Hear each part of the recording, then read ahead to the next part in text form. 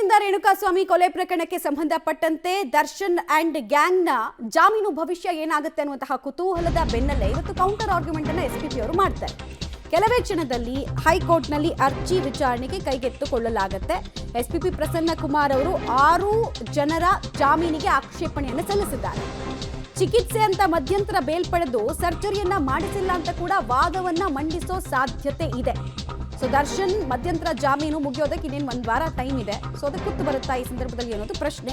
Spp ವಾದದ ಬಳಿಕ court ಇವತ್ತೇ ಆದೇಶವನ್ನ ಕೊಡುತ್ತಾ ಅಥವಾ ರಿಸರ್ವ್ ಮಾಡುತ್ತಾ ಅನ್ನೋದು ಸದ್ಯಕ್ಕಿರುವಂತಹ ಕುತೂಹಲ. ಹೇಗೆ ನಾವು ಲಾಸ್ಟ್ ಟೈಮ್ ನೋಡಿದ್ವಿ. ಓಕೆ, ಇನ್ನು ಸಿ.ವಿ. ನಾಗೇಶ್ ಅವರ ವಾದ ಹೇಗಿತ್ತು ಅನ್ನೋದನ್ನ ನಾವು ಒಂದ್ಸಲ ನೋಡೋಣ ಕ್ವಿಕ್ ಆಗಿ.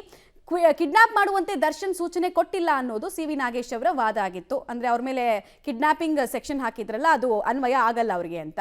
ಹೀಗಾಗಿ ಅಪಹರಣ ಪ್ರಕರಣದಲ್ಲಿ ಇವ್ರ ಪಾತ್ರನೇ ಬರಲ್ಲ, ಅಪಹರಣ ಪ್ರಕರಣ ಹಾಕೋದಕ್ಕೆ ಬರಲ್ಲ ಅನ್ನೋದು ಅವ್ರ ವಾದ. ರೇಣುಕಾಸ್ವಾಮಿಗೆ ದರ್ಶನ್ ಕೈಯಿಂದ ಹೊಡೆದಿದ್ದಾರೆ.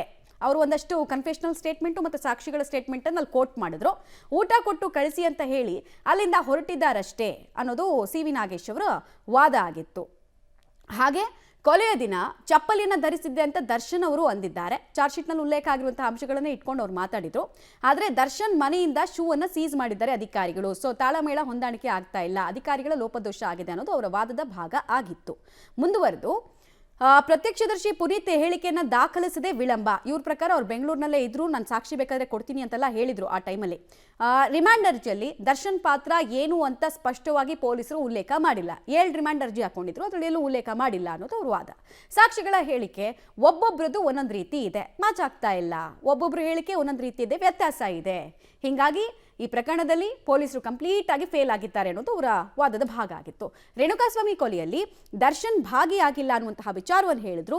ಎಲ್ಲ ಅಂಶಗಳನ್ನ ಪರಿಗಣಿಸಿ ತನ್ನ ಕಕ್ಷಿದಾರನಿಗೆ ರೆಗ್ಯುಲರ್ ಬೇಲ್ ಅನ್ನ ಕೊಡಬೇಕು ಅಂತ ಸಿ.ವಿ. ನಾಗೇಶ್ ಅವರು ವಾದಿಸಿದ್ರು. ಸೊ ಈ ವಾದದ ತೂಕ ಹೇಗಿತ್ತು ಮತ್ತು ಅವರು ಒಂದಷ್ಟು ಜಡ್ಜ್ಮೆಂಟ್ಗಳನ್ನ ಕೂಡ ಕೋಟ್ ಮಾಡಿದ್ರು ಸಿ.ವಿ. ನಾಗೇಶ್ ಅವರು, ಮತ್ತು ಆ ಇನ್ಸಿಡೆಂಟ್ ನರೇಟ್ ಮಾಡೋದಕ್ಕೆ ಪ್ರಯತ್ನ ಪಟ್ಟರು.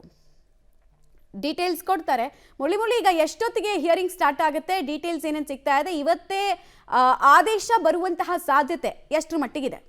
ಮಮತಾ, ಪ್ರಮುಖವಾಗಿ ಇವತ್ತು ರೆಗ್ಯುಲರ್ ಬೇಲ್ಕಿನ ಹೆಚ್ಚಾಗಿ ಮಧ್ಯಂತರ ಜಾಮೀನಿನ ಅರ್ಜಿ ವಿಸ್ತರಣೆ ಮಾಡಬೇಕು ಅಂತೇಳಿ ಬೆಳಗ್ಗೆ ಅಷ್ಟೇ ಒಂದು ಅರ್ಜಿಯನ್ನು ಹೈಕೋರ್ಟ್ಗೆ ಸಲ್ಲಿಕೆಯನ್ನು ಮಾಡಿರುವಂಥದ್ದು ಮಮತಾ. ಯಾಕೆಂದರೆ ಕಳೆದ 6 ವಾರಗಳ ಹಿಂದೆ ಒಂದು ವಾದ ಪ್ರತಿವಾದ ನಡೆದ ಸಂದರ್ಭದಲ್ಲಿ ದರ್ಶನ್ ಅವರಿಗೆ ಪಾರ್ಶ್ವವಾಯು ಆಗುತ್ತೆ, ಜೊತೆಗೆ ಅವರಿಗೆ ತುರ್ತಾಗಿ ಶಸ್ತ್ರಚಿಕಿತ್ಸೆಯ ಅಗತ್ಯತೆ ಇದೆ ಅನ್ನೋದ್ರ ಬಗ್ಗೆ ಕೋರ್ಟ್ಗೆ ಮನವರಿಕೆಯನ್ನು ಮಾಡಿಕೊಟ್ರು. ಅದಾದ ಬಳಿಕ ಅವರು ಜಾಮೀನಿನ ಮೇಲೆ ಹೊರಗಡೆ ಬಂದು 5 ವಾರಗಳ ಕಾಲ ಮುಗ್ದೋಗಿದೆ. ಇನ್ನು ಕೇವಲ ಇರುವಂಥದ್ದು 7 ದಿನಗಳು ಮಾತ್ರ.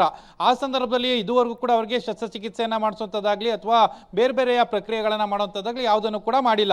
ಆದರೆ ಇವತ್ತು ಬೆಳ್ಳಂಬೆಳಗ್ಗೆ ಬಂದು ಕೋರ್ಟ್ ಓಪನ್ ಆದ ಸಂದರ್ಭದಲ್ಲಿ ಸಿ.ವಿ. ನಾಗೇಶ್ ಅವರು ಒಂದು ಅರ್ಜಿಯನ್ನು ಮೂವ್ ಮಾಡಿದ್ದಾರೆ. ಮಧ್ಯಂತರ ಜಾಮೀನನ್ನ ಮತ್ತೆ ವಿಸ್ತರಣೆ ಮಾಡಬೇಕು, ಮತ್ತೆ 1 ತಿಂಗಳ ಕಾಲ ಅವ್ರಿಗೆ ಏನು ಹೆಚ್ಚುವರಿಯಾಗಿ ಕೊಡಬೇಕು ಅಂತ ಹೇಳಿ ಮನವಿಯನ್ನು ಮಾಡುವಂಥ ಸಾಧ್ಯತೆಗಳಿರುವಂಥದ್ದು. ಅದನ್ನು 2:30ಕ್ಕೆ ಅರ್ಜಿ ವಿಚಾರಣೆಯನ್ನು ಕೈಗೆತ್ಕೊಳ್ತೀನಿ ಅಂತೇಳಿ ಕೂಡ ಹೈಕೋರ್ಟ್ ಹೇಳಿರುವಂಥದ್ದು.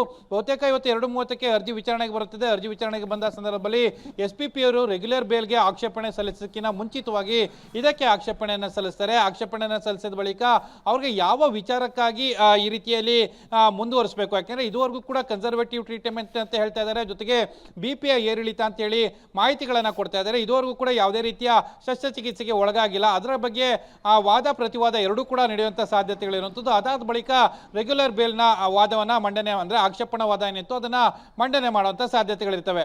ಬಹುತೇಕ ಎಸ್ಪಿಪಿ ಅವರು ಒಂದು ಮನವಿಯನ್ನು ಮಾಡ್ಕೊಳ್ತಾ ಇರುವಂಥದ್ದು, ಮಧ್ಯಂತರ ಜಾಮೀನನ್ನು ಪಡ್ಕೊಳ್ಳೋ ಸಂದರ್ಭದಲ್ಲಿ ಕೋರ್ಟನ್ನು ದಾರಿ ತಪ್ಪಿಸುವಂಥ ಕೆಲಸಗಳನ್ನು ಮಾಡಿದ್ದಾರೆ. ಆ ಹಿನ್ನೆಲೆಯಲ್ಲಿ ಅವರ ಮಧ್ಯಂತರ ಜಾಮೀನನ್ನು ಮತ್ತೊಮ್ಮೆ ವಿಸ್ತರಣೆ ಮಾಡಬಾರ್ದು. ಈಗ ಏನು 6 ವಾರಗಳ ಕಾಲ ಇತ್ತು ಅದನ್ನು ಪರಿಗಣನೆಗೆ ತೆಗೆದುಕೊಂಡು ಅವರನ್ನು ಮತ್ತೆ ಜೈಲಿಗೆ ಕಳಿಸಬೇಕು ಅಂತೇಳಿ ಮನವಿಯನ್ನು ಕೂಡ ಮಾಡುವಂಥ ಸಾಧ್ಯತೆಗಳಿದ್ದಾವೆ.